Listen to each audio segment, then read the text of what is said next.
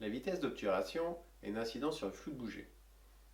Alors qu'est-ce que c'est que le flou de bouger? Le flou de bouger, c'est quand l'ensemble de votre photo est légèrement flou, voire très flou, hein, si vous avez beaucoup bougé, parce que justement, au moment où vous avez déclenché votre photo, au moment où votre appareil photo a pris la photo, vous avez généralement légèrement bougé.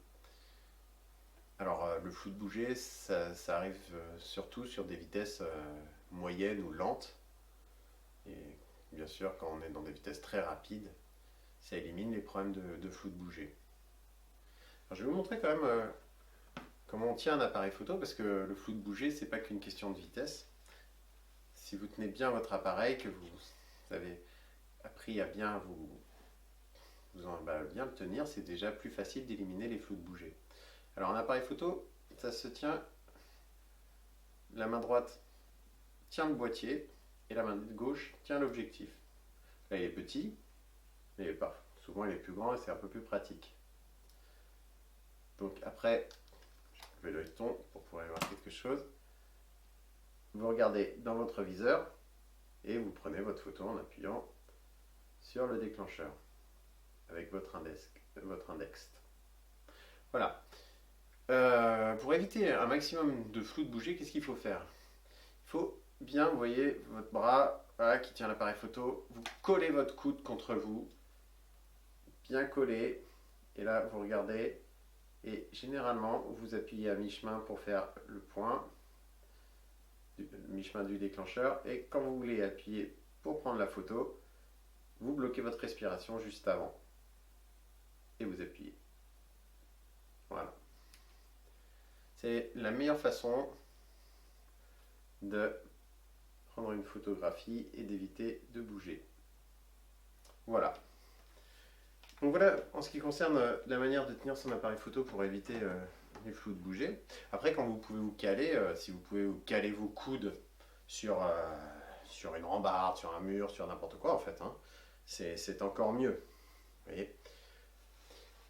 Et voilà, donc on va regarder un peu ce que donne à différentes vitesses le flou de bouger. Parce qu'en fait, le flou de bouger, généralement, c'est pas une image totalement floue. C'est une image légèrement floue. Quand elle est en petit format, on ne s'en aperçoit souvent pas. C'est une image, le flou de bouger, on va dire ah l'image est floue lorsque effectivement, même en format petit, on voit que l'image est un petit peu floue. Sinon, l'image va être molle, ce qu'on appellera molle. C'est-à-dire qu'elle n'apparaît pas vraiment comme floue, et pourtant les détails sont moins bien marqués que si on n'avait pas du tout bougé. Et on va voir ça tout de suite, avec les images que je vais vous présenter. Alors la première image, elle a été prise à une distance focale de 28 mm, soit un grand angle, et elle a été prise à une demi-seconde, donc un temps d'obturation lent.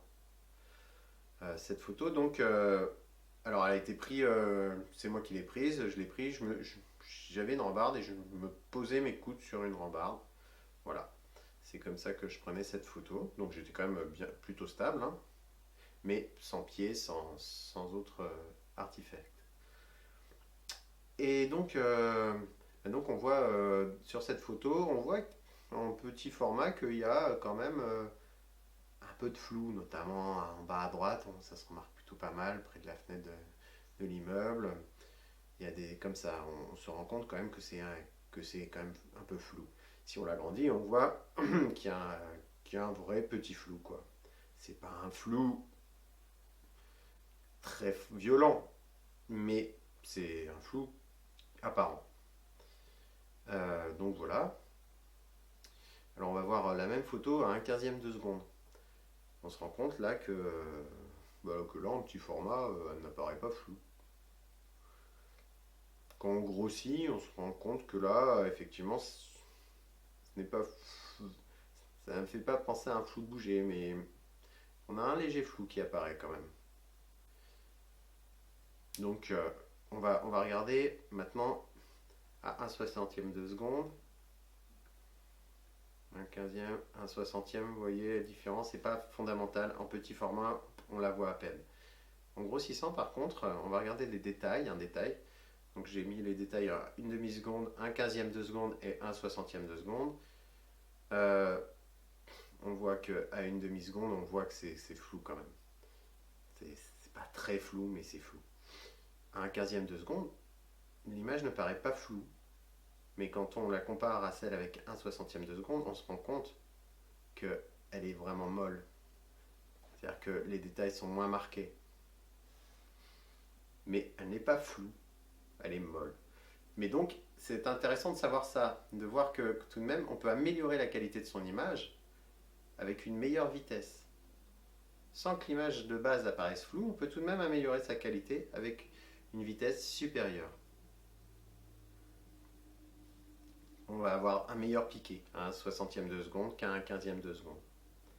Voilà, mais on remarque tout de même qu'en grand angle de 28 mm, un quinzième de seconde, ça permet, ce qui est quand même une vitesse assez lente, sur un paysage, on arrive à avoir quelque chose de net.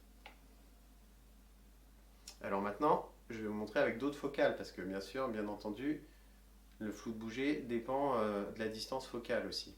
Plus vous êtes en courte focale, plus vous allez pouvoir vous servir de vitesse lente sans avoir de flou de bouger. Par contre, plus vous allez monter en longue focale, plus ça va être difficile de se servir de vitesse lente pour ne pas avoir de flou de bouger. Donc là, nous sommes passés en 85 mm, qui est par exemple un très bon, une très bonne focale pour faire des portraits. Mais on peut aussi bien sûr prendre un paysage au 85. Et donc à un quart de seconde, on voit que l'image est un peu floue. Même en petit format, elle n'apparaît pas bien nette. C'est pas un flou rédhibitoire non plus, hein, mais elle est un peu floue. Au 1 quinzième de seconde, par contre, elle apparaît nette, hein, en petit format, pas de souci. Au 1/125e de seconde, et ben là, elle apparaît aussi bien entendu tout à fait nette. Alors là, donc on va regarder les détails. On voit un quart de seconde, oui, là c'est vraiment, c'est flou, à la limite du très flou. Un quinzième de seconde, par contre, l'image semble plutôt nette. Et au 1/125e de seconde, elle est un petit peu plus nette.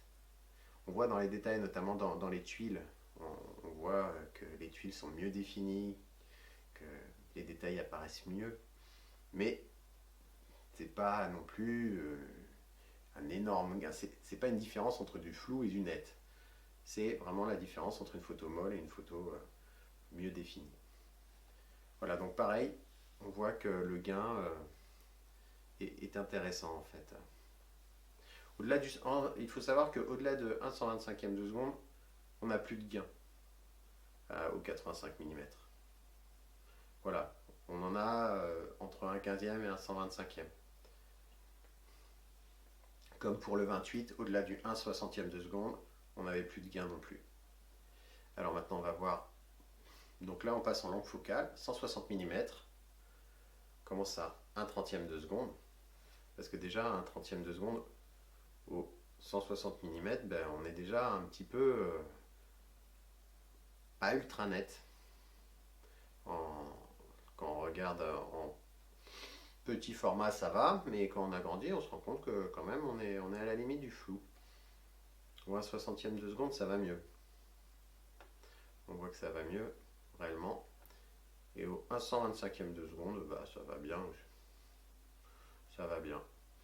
Donc, pareil, on voit les différents détails là. On se rend compte vraiment qu'il y a une vraie différence entre le 1 trentième de seconde et le 1 60e de seconde. On voit clairement la différence. Après, entre le 1 60e de seconde et le 1 125e, la différence est vraiment légère.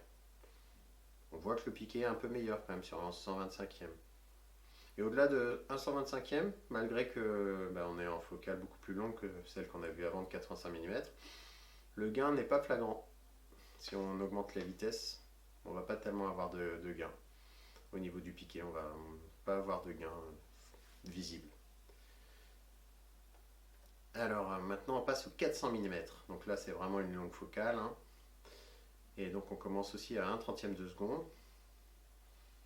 Bon, l'image est un peu floue, mais pas non plus quelque chose d'énorme.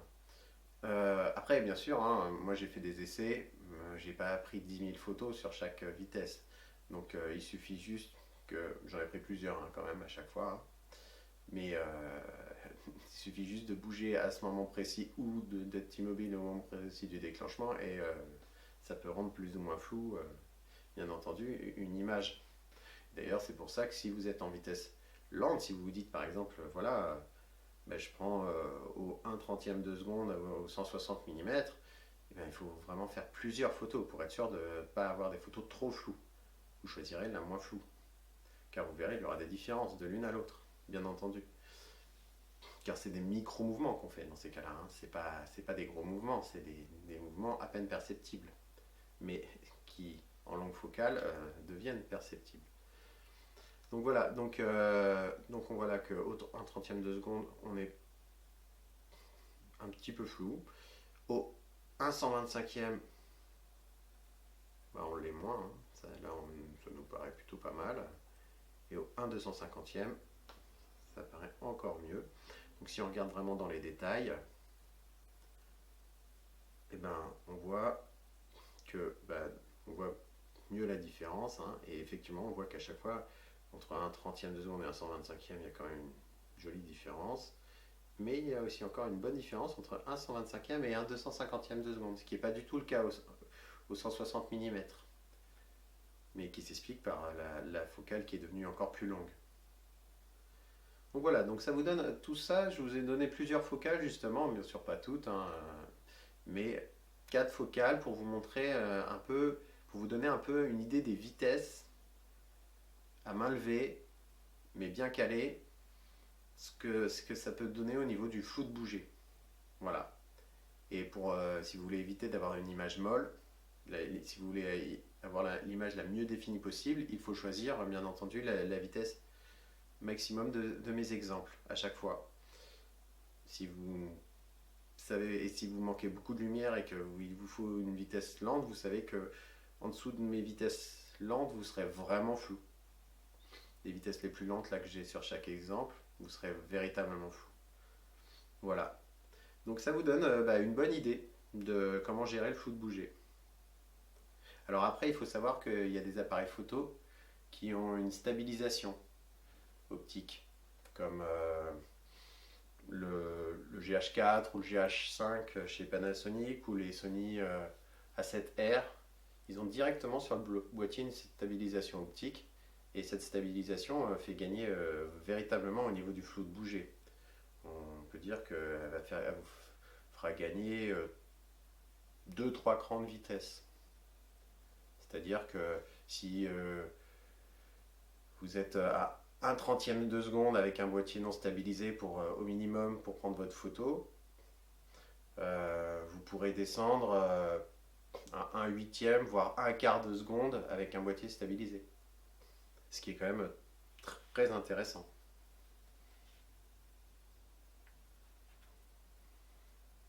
Alors après, bien sûr, le flou de bouger peut aussi être atténué à l'aide d'un pied. Alors soit un pied monopode, c'est-à-dire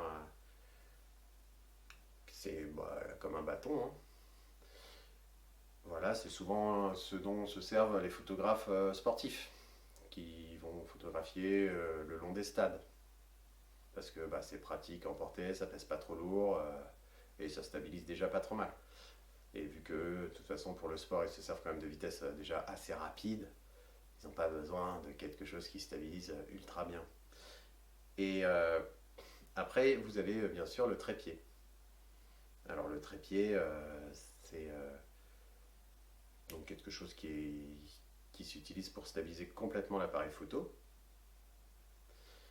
Et ça marche bien. On peut, sur des trépieds, on peut atteindre des vitesses de plusieurs secondes en fait. Si on gère bien avec un bon trépied, parce que pareil, il y a des qualités de trépied différentes, hein. Il ne faut pas qu'il soit trop léger, parce qu'un trépied trop léger, des micro-mouvements, il va les retranscrire. Il ne faut pas non plus qu'il soit trop lourd parce qu'il faut le transporter. Hein. Mais un bon pied, c'est quand même un pied qui a un certain poids. Voilà. Cette vidéo vous a plu? Alors likez cette vidéo. Vous voulez en voir davantage? Des cours écrits et aussi la possibilité de s'inscrire à des cours en réel? Eh bien, www.coursdephotographie.net. À bientôt!